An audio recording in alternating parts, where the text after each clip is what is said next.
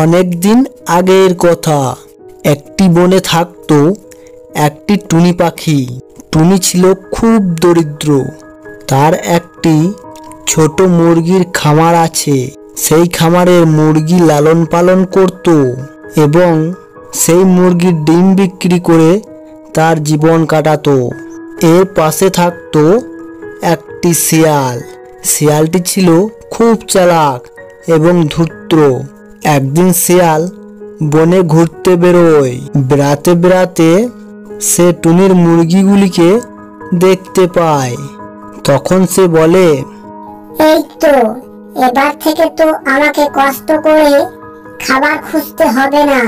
এখান থেকে একটি একটি করে প্রত্যেক দিন নিয়ে গিয়ে খাবো।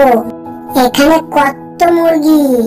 এরপর সে যেই মুরগি ধরতে যায় তখন সেখানে টুনি চলে আসে। তখন শিয়াল বলে, এখন তো টুনি চলে এলো। এখন যদি মুরগি ধরি তাহলে টুনি খুব মারবে। আমি এখন যাই, পরে আসবো। এই বলে সে চলে যায়।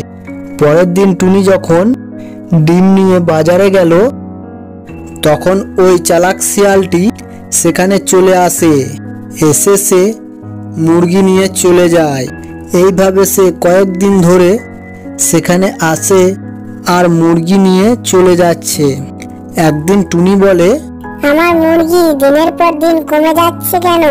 কি ব্যাপার? কিছুই তো বুঝতে পারছি না, কিন্তু কি করব এখন? এরপর টুনির মাথায় একটা বুদ্ধি এলো। সে বলে, আজ আমি পাশে লুকিয়ে থেকে দেখব কিভাবে আমার মুরগি চুরি হচ্ছে। এই বলে সে পাশের একটি ঝোপের আড়ে লুকিয়ে থাকে।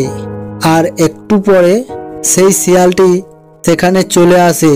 এসে সে এদিকে ওদিকে দেখে, কেউকে না দেখতে পেয়ে তখন শিয়ালটি গিয়ে মুরগি ধরে নেয়। অমনি তখন টুনি একটি চাকু নিয়ে সেখানে চলে আসে। এসে বলে, তুই আমার মুরগিগুলো এতদিন ধরে খেয়ে নিচ্ছিলিস, আজ তোর মজা দেখাচ্ছি।